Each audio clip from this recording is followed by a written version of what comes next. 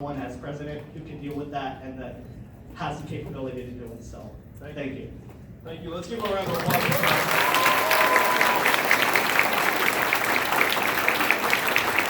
That story is a sign of what's gone wrong in our country and what we need to fix. I mean, you have a teenager who needs life-saving drugs and he's already stressed out about his ability to afford it. You notice that drug prices only go in one direction in this country? Why is that? I mean, they literally have a business model where it's like, hey, let's just take the prices up a notch and then collect more money. So what we have to do is we have to get prescription drug prices under control, and we have to get our entire healthcare industrial complex under control. Because the rough part is that our healthcare system right now is designed not to make us healthy, it's designed to maximize revenue off of us. It's an incentive problem. So I've got a four-part plan. The short answer is, as president, I will make sure your brother does not need to worry about this ever again. So I'm going to first walk. I have so much to say on this subject. I'm for Medicare for all and the fact that we have to have quality access to quality health care for every American. I mean, it's a no-brainer. And anyone who says we can't afford it does not know what they are talking about.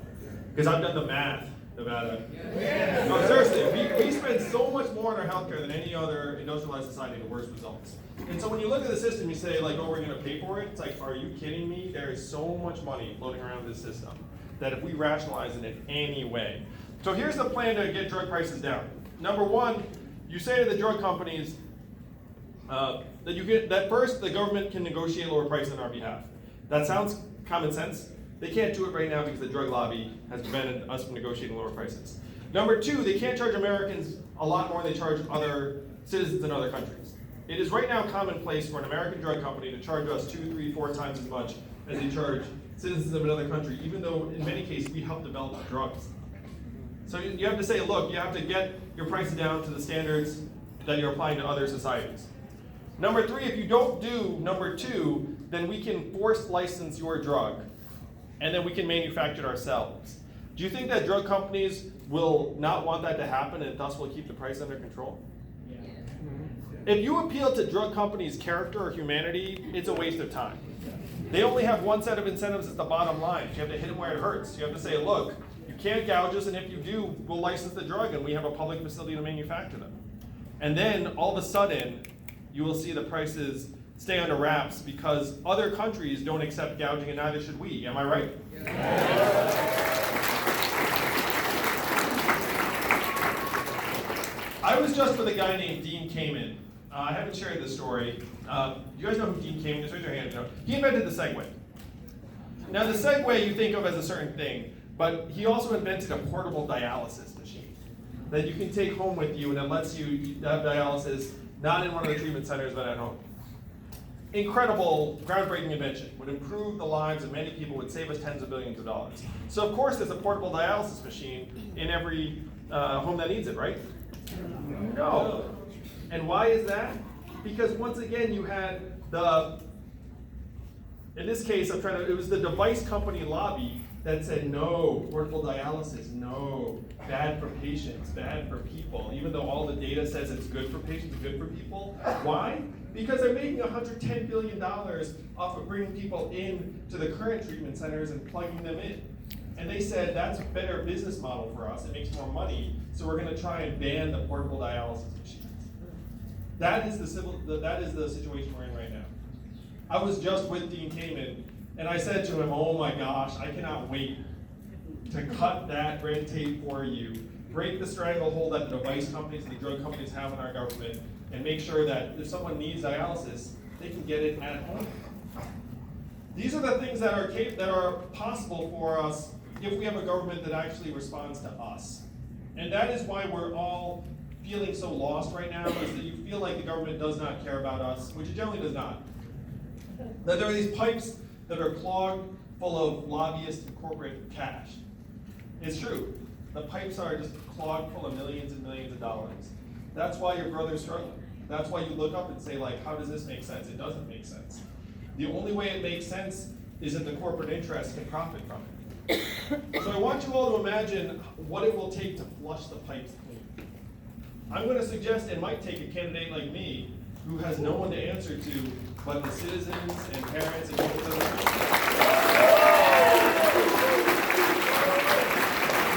I'm a little bit like Bernie, who's a hero to me and to many of us. I'm just a little younger and more Asian and a little more into technology and some other things, I think. Love you, Bernie. Stay strong. Stay with us.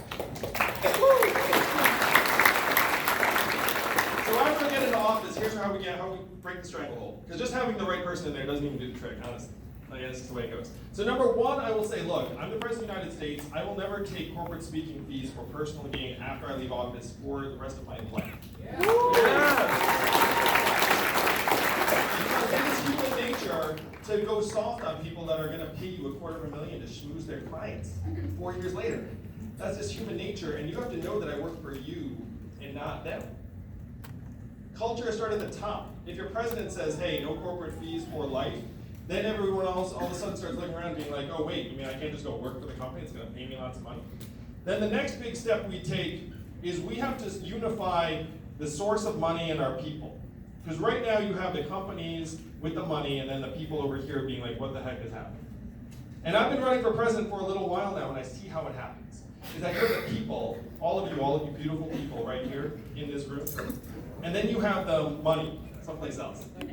And the money gets your attention more and more easily because they write bigger checks, they can hire you afterwards, their food is better.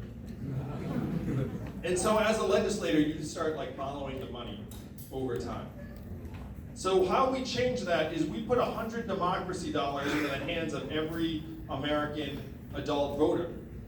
And then if you like someone, and 10,000 of you like someone, you give them your democracy dollars, they get $1 million from having 10,000 Americans support them. And then when the drug company or the device company says, I've got $100,000 for you, you say, I don't care about your 100,000. I'm getting $1 million from the people I represent.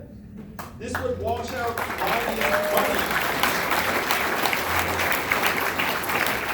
This would wash out lobbyist money by a factor of 8 to 1. Woo!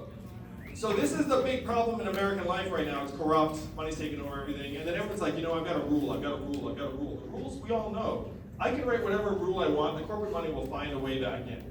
It's like life in Jurassic Park. It's like life will find a way, the money will find a way.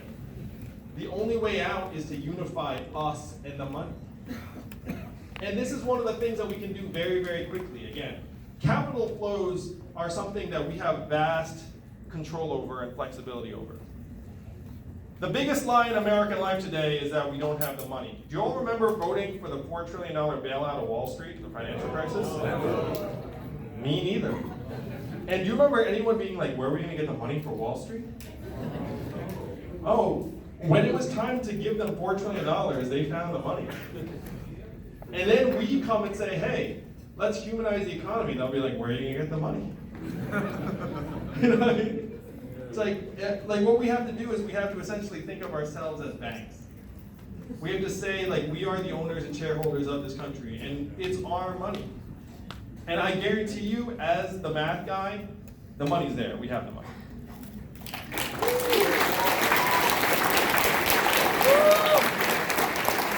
Let's get a woman.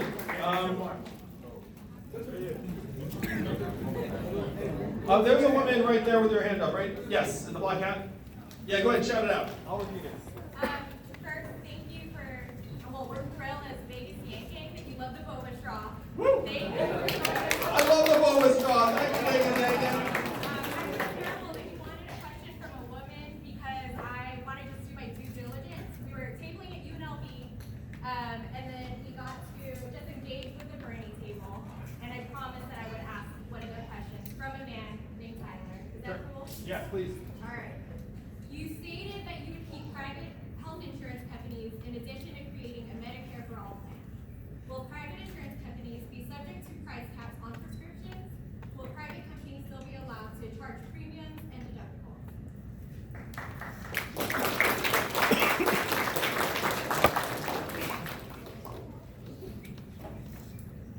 The goal of a public health plan has to be superior in terms of affordability and access and care than what's out there in the private market. That's the only way to get people to sign up. it's going to be very, very easy to make it happen, because if you negotiate on behalf of tens of millions of Americans, you can get the prices down and the quality and the access up in a pretty straightforward manner. Now, I think that there's a place for private insurers, but most of them under my plan would end up going out of business over time. Because if you have a quality public plan, then the private insurers get squeezed out more and more. And if you think about it objectively for a second, like the private insurers need to have their own profit margin built in.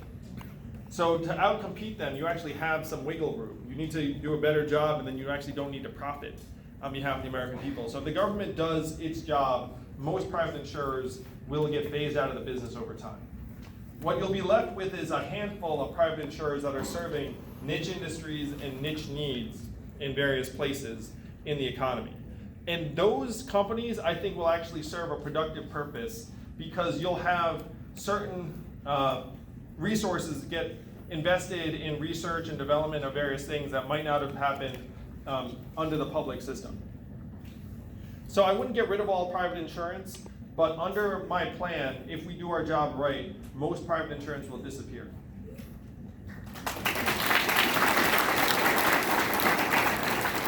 Love you, Yang Yang, thank you. I can't wait to use that moment straw. So this. You're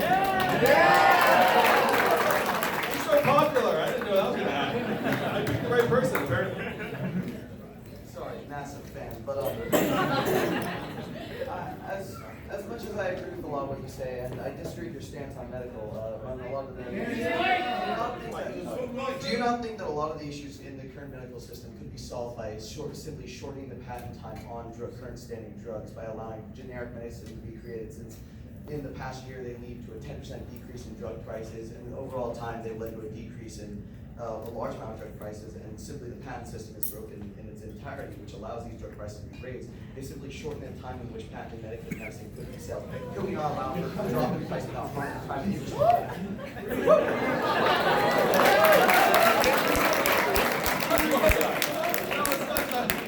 That's an interesting and smart question.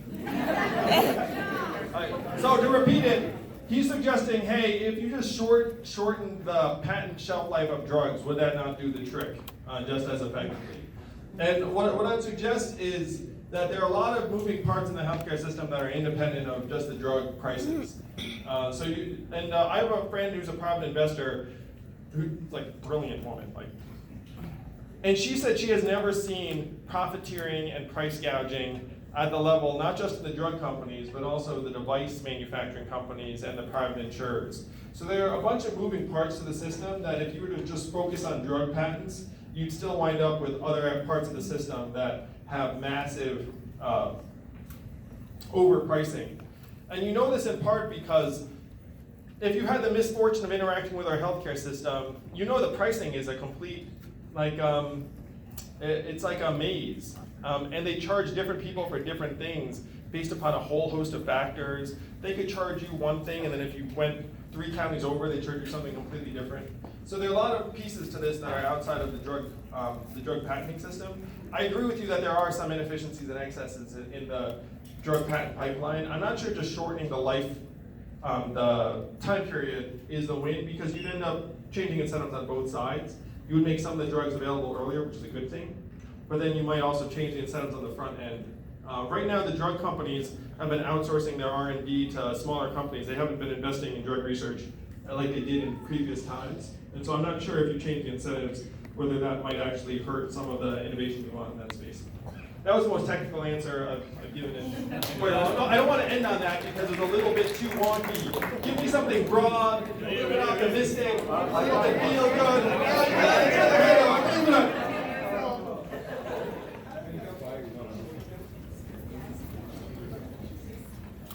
So my question,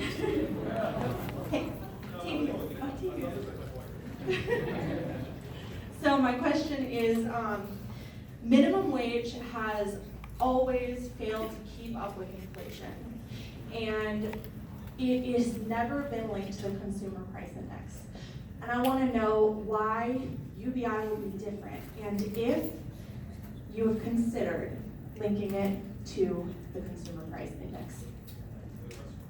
Thank you. So the short answer is that the freedom dividend would be linked to consumer price inflation, so that it just goes up over time. So you're going to start at $1,000 a month, and then the next year it might be like 1,020 or whatnot. Oh yeah, it's fun. Like we can actually, the dividend, we have to make it work for us over time. To your point about minimum wages, I couldn't agree more that, it's like it's been stuck at a certain point. And I am for the fact that no American should be working and be poor in this country. There's no reason.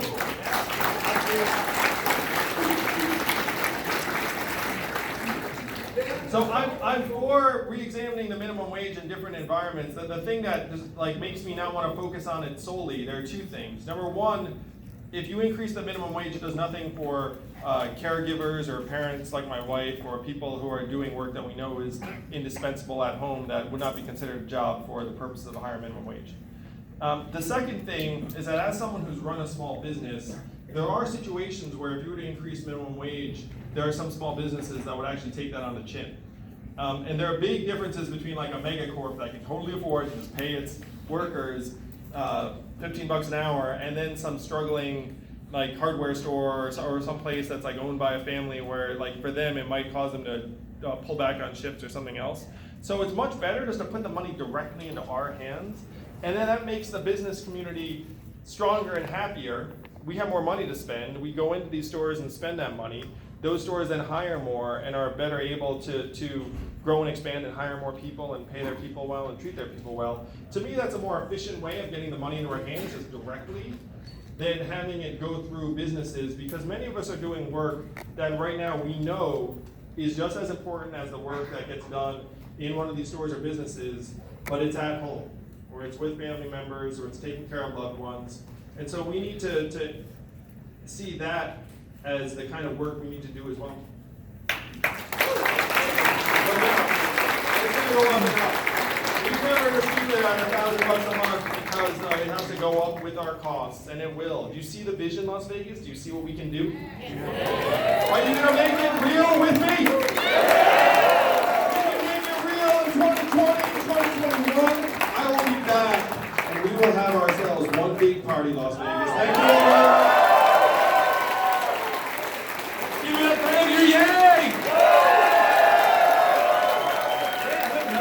All right, good deal. We're gonna get, anybody who wants a selfie can get one, but I used to work in education, so when I say go, here's what we're gonna do when I say go. We're gonna have a line that's gonna start over here when I say go. When I say go. You're all gonna get there, so I don't need to push and shove, but we're all gonna do it pretty quick. If you do not want a photo, all of the doors are open. You can exit any way you like, okay? And when you're done, I'm gonna be the jerk escorting you out, because if we don't move fast, we're gonna be all night. Go! Line flags right here, very cool. Hurry! My wife, get a picture. Hold on, right here. We're gonna go all the way around. Got a picture. Very orderly. Please line up. Please, no one's Get a single file line in. All right, guys, please line up here. We're trying to organize this.